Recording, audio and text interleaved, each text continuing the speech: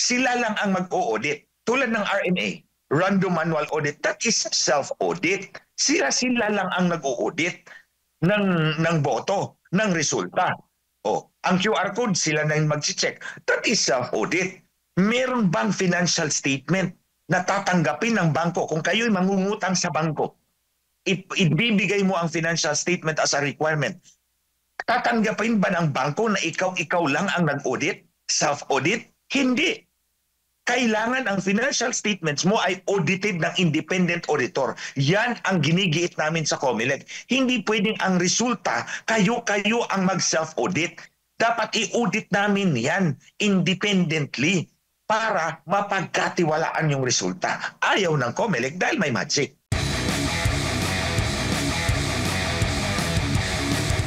Ito pong nakalipas na 2025 midterm elections, kayo po ba ay satisfied sa naging outcome po ng botohan na automated pa rin po? Anmar, didiretsuhin ko kayo ng sagot. I'm satisfied kasi yung prediction ko nagkakatotoo. 8-3-1. Nung nag-interview si Maharlika sa akin, sinabi ko na meron na silang set result. May resulta na sila bago pa nagsimula ang botohan. Ang sabi ko, 8 ang mananalo na kalyado ni Marcos, 3 kay President Duterte at 1 si Amy Marcos. At yan ang lumabas ngayon. So I'm satisfied because nagkatotoo yung hula ko. Not because manghula ako, dahil alam kong dadayain ni George Garcia at ni Lisa Marcos ang eleksyon na to. And that is what it is.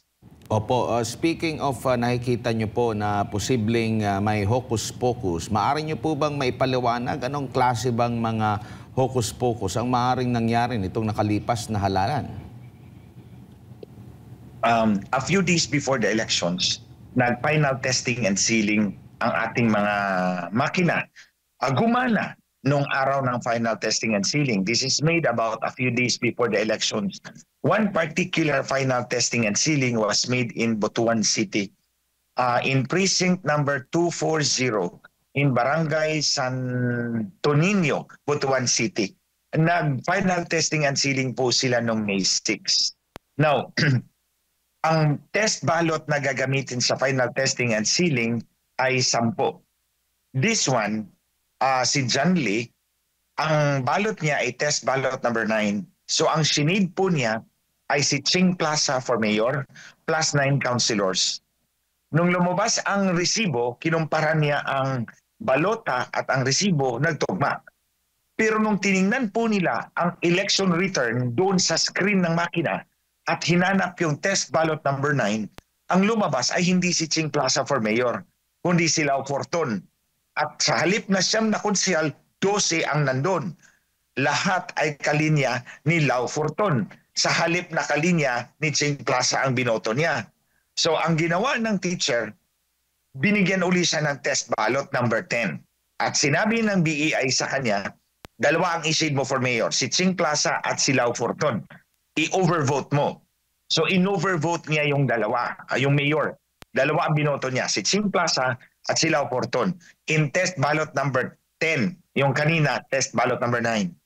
At ang binoto niyang konsehal ay siyam na konsehal ni Ching Plaza.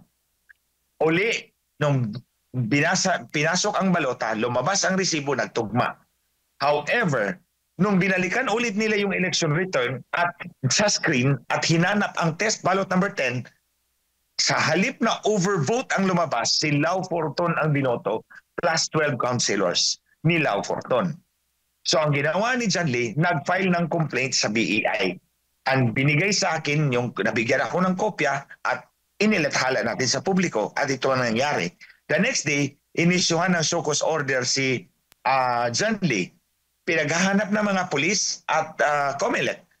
But the following day, pumunta si John Lee sa COMELEC at hinanap nasaan ang show cause order. At ang sabi ng COMELEC, ni-recall ng Manila. So, dito makikita natin na pwede ang balota at ang resibo ay magtugma. Pero pagdating sa generation ng election return, pagpindot ng count the votes, generate EML results file, nandoon papasok ang daya. So that's how as far as we can pinpoint kung saan ang daya posibleng nangyari. Admar? Opo, yan po MJ, yung Jay? nangyari before ang election. Dito naman po tayo sa mismong araw ng election. Ano po yung mga nasagap ninyo na mga pangyayari o mga insidente na may kahalintulad nito na talagang hindi nagtutugma? Kasi halimbawa si Attorney Raul Lambino, hayagan niyang sinabi na nagboto siya, pati nga yata siya, hindi niya nakita doon sa kanyang resibo na binilang yung kanyang mismong siya, yung boto niya para sa kanya, hindi niya nakita, Attorney. Kanina I just flew in to Manila. Galing ako ng Lapu-Lapu, Admar. And doon ako nagbabad ng araw ng eleksyon the days after. Even before that, doon ako. Kasi dati in 2013, may maraming magic dyan. So doon ako nag-concentrate. So may isang gwardya doon sa Solaris Subdivision. Ang binoto niya ay si Christine Takahashi. Pero ang lumabas ay si Paz Radasa doon sa kanyang resibo. So that's one example na hindi tumugma yung result, yung voter receipt at yung balota. Na ang sabi ni George Garcia ay baka nakalimutan lang. That is impossible. Kasi kung ang mayor ang pinagbabasihan natin, tandang-tanda ng botante yan. So that is, I think, widespread yung hindi nagtutugma yung balota at ang voter receipt. Yun nga lang, ang sabi ko nga sa ating mga kababayan, ang payo ko, days before the elections, magdala nga kayo ng kodigo kung sino ang iboboto ninyo. So that paglabas ng resibo at hindi tugma doon sa kodigo ninyo, you have a very clear evidence na ipapakita sa BEI at mag-file kayo ng complaint. So, in fact, si Marcos nagdala ng resibo, nagdala ng kodigo. Pinakita niya sa media, may kodigo siyang dala. Sinunod niya yung payo ko kasi alam niya dadayain ng kanyang asawa ang eleksyon. Opo. Pero ito, Attorney, sapat na ba Yes. yung isang mga ganyan? Kahit isa lang na ganyan na reklamo. Kasi baka sabihin na isolated lang yan, iisa lang yan. Hindi ba dapat seryosohin yan, mapaisa o marami man na mga ganyan na mga glitch or yung mga hindi nagtutugma po na resulta at hindi na kailangan na, oy, wala kasing nag-complain, wala kasing nagpasa ng reklamo kaya hindi namin aaksyonan.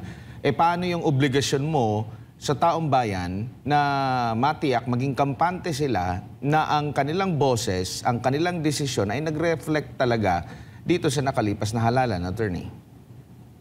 Kuya Admar, before I will answer that question, I'll show you, ito yung statement of votes in Lapu-Lapu City. Ito yung statement of votes in Lapu-Lapu City. Minabuti ko talagang kunin to from the election officer at nagpapasalamat kay Attorney Lamban, binigay niya. Nakikita ko rito sa tatlo itong magkatunggali sa mayor ng Lapu-Lapu City. Tatlo silang magkatunggali. And there are a total of 300 precincts, 302 precincts. Mantakin ninyo. Yung nanalo, wala siyang presintong natalo. Lahat ng 302 precincts, panalo siya. At ang score niya ay palaging 500, 400, 600, 700. Ang kalaban ay nasa 100 palagi yung dalawa. So, dito pa lang, to my mind this is statistically improbable na wala ka man lang presintong natalo out of 302 precincts, lahat na panalo mo at napanalo mo by the hundreds of votes. Ang boto mo ay 400, 500, 600, 700. Ang kalaban mo ay palaging 100 plus yung dalawa. Sila nag-aagawan sa number 2, number 3. Pero itong number 1 always on top. So, itong mga resultang ito, ma-verify sana natin to kung pinayagan tayo ng COMELEC na bilangin natin yung boto na napaloob doon sa QR code ng resibo. So, bago pang eleksyon, sumulat na po kami kay Chairman George Garcia. At sinabi namin, pwede bang payagan ninyo kami na i-verify namin yung QR code na nasa voter receipt. And then, para makita namin kung totoo ba talaga na ang printed names sa resibo ay siyang contents din doon sa QR code. Plus, bibilangin namin ang boto na nasa loob ng QR code at a rate of 800 QR codes or voter receipt per hour. So isang oras lang. Tapos ibangga natin yan sa election return kung tugma ayaw ng COMELEC. So dyan, malinaw. Kung ayaw ninyong gawin yan, bakit ayaw ninyo? So ito yung, hindi lang kami, I'm not criticizing the COMELEC simply for the sake of criticizing.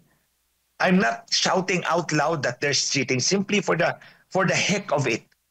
Meron kaming clear solution na ino-offer sa COMELEC kay George Garcia. My letter dated January 21, na-receive nila January 24, laid out the explanation kung paano gagawin natin to.